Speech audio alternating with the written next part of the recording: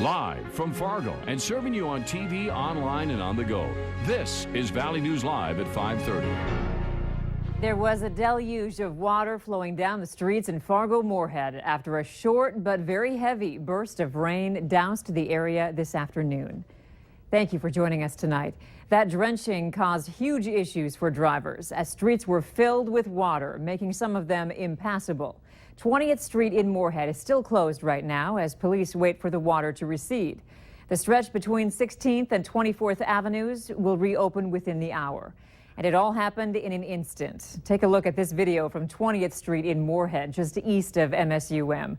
The water was bumper deep. Cars were stranded and police blocked off roads because of the water.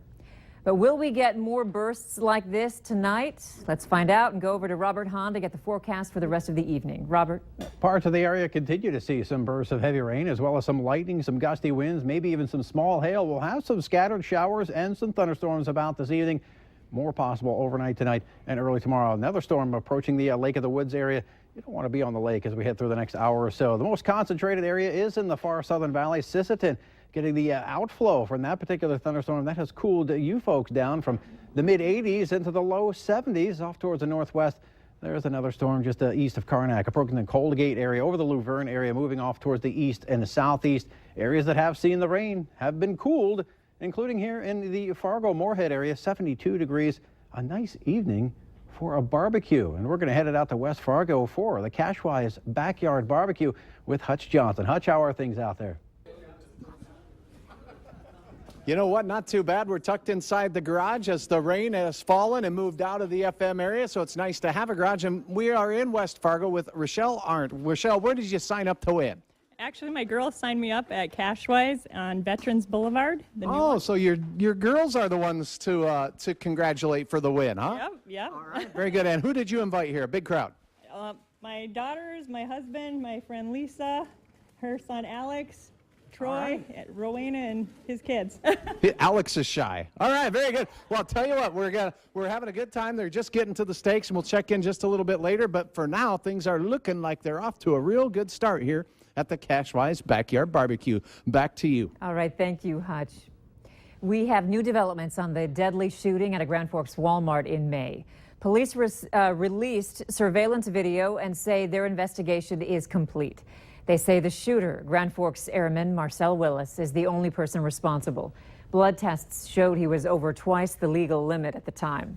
Willis pulled up to the Walmart store at 1 a.m. with two friends, telling them he had to pick up another friend. He then walked into the store and shot 4 times, injuring one employee, killing another, and then turning the gun on himself. Police still don't know what motivated Willis, but just before he walked into the store, he posted on Facebook, "Rip to me, love y'all." Even if someone had seen that and made some assumptions or made some connection and thought, oh my, something major is going to happen, it was already occurring. Meanwhile, the search continues for another suspect who made a prank call to this same Walmart store on Sunday night, saying he was armed and holding hostages. If you have any information, you're asked to contact police immediately.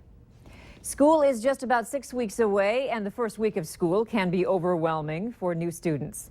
Prior to that, we teach our children to use the toilet, to share and get dressed. But some parents forget to teach their kids to be self-sufficient at mealtime.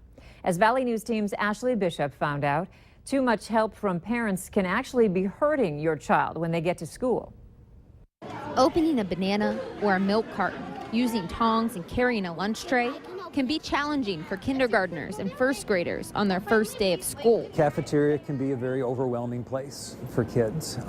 We can have anywhere between maybe 100 to 150 students eating lunch at the same time, and it can be daunting to come in to that space and really know what to do. Parents prepare their kids by teaching them colors, ABCs, and 1, 2, 3s.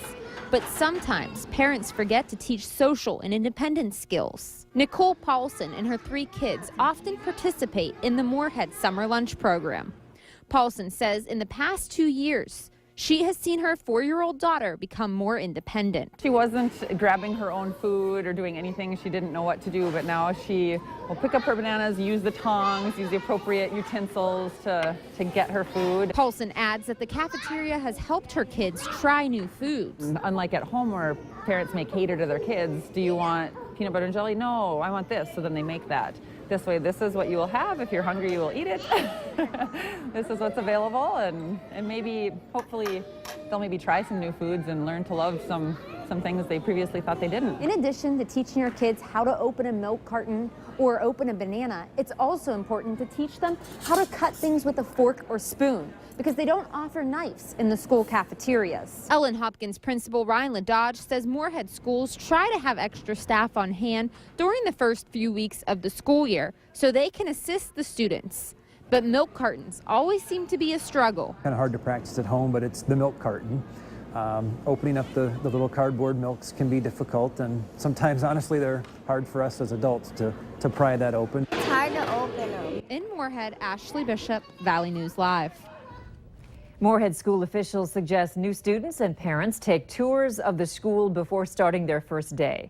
For more resources on school preparedness, visit valleynewslive.com. A woman was caught with more than 27 pounds of marijuana after a traffic stop on I-94. A Moorhead police officer stopped the vehicle in Moorhead for speeding, and that's when he discovered the marijuana. 29-year-old Leela Mamari was arrested and taken to the Clay County Jail for felony drug possession charges. Police seized her vehicle along with about 25 pounds of high-grade marijuana and about 2 pounds of wax marijuana. The estimated street value of the marijuana is just under $250,000.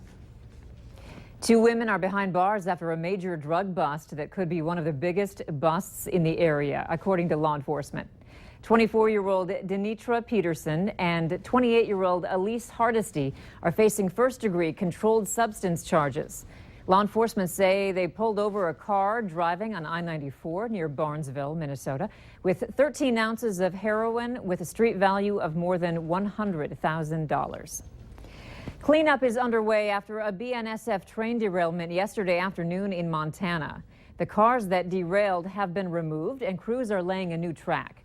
The derailment happened at Fort Kipp, Montana. The train was traveling east when 9 cars went off the track. No cars tipped over, but the track area was damaged. Officials are looking into the cause. While your kids are enjoying summer vacation, some of their teachers are in the classroom, part of a new program called nimsay. The National Math and Science Initiative is a nonprofit that North Dakota is teaming up with to offer intensive training for math, science, and English teachers, providing better education and learning skills for the students in these targeted areas. State Superintendent of Public Instruction, Kirsten Basler, says teachers will now be in a better position to prepare their students for more challenging coursework. Foundation, which is beginning with the training of our elementary teachers to better understand and be able to instruct on math and science. The legislature approved more than $1 million to help pay for the project. nimsay is not mandatory. Teachers volunteer for the program. Zebra mussels have made their way to Fargo, a big topic for the North Dakota Game and Fish Department. And they want to remind the public to follow the regulations when going on the water to prevent the spread. And with the recent sighting, they say now more than ever, you need to follow the rules because they're law. They're not suggestions. They're not requests. It's the law. It's the regulation. You can be cited for breaking these rules and regulations. And it's you. It's me. It's everybody that visits the water. Anything that touches the water must be inspected. Boaters should drain all the water from live wells and bilges at the lake or river, not at home, and remove any seaweed at the site. There may be a number of breweries in this area, but Proof Artisan Distillers is making vodka, gin, and whiskey, all in Fargo, from local produce. Valley News Team's Christy Larson tells us more about the distillery in North Fargo. I'm standing behind the bar in the tasting part of Proof Artisan Distillers, and I'm here with Joel Kath. And let's first tell people who you guys are and what you guys do. Thanks, Christy. Proof Artisan Distillers. We're the first distillery of this type in the area, in the region really, where we have a distillery in the back half of the facility, and the front half is a tasting room. We have a bar here, very ornate, from the 1890s. The building itself was downtown Fargo, originally 1920s construction. Very cool old facility to be in, and fits a distillery just perfectly. And I know you guys already have some products out in some liquor stores across North Dakota, but let's talk about what you guys are making right here in the building. Our Two Docks vodka is a potato-based vodka. Very smooth, very clean. Our Minions Gin is also potato-based, based on the Two Docks vodka first, infused with juniper and 20 different ingredients, very light, very citrusy, being well received. And you guys have had a lot of people working on this for a long period of time, so what is it going to feel like to finally give the public a little sneak peek at who you guys are? It's been a milestone. Construction for a year, planning for 2 years plus, scheming for a while even before that. Again, you can come and get not only a taste of it, but also a tour in Proof Artisan Distillery. They're going to be open Thursday, Friday, and Saturday from noon until 9. Proof Artisan Distillers is located on 4th Avenue North in Fargo between 4th and 5th Streets. Get ready, the Fargo Street Fair starts tomorrow. Today is move-in day. 300 plus vendors are preparing for the event's 3-day run. This is the 40th year for the street fair, and once again, it's sold out. Plus, there's a waiting list to be a part of it.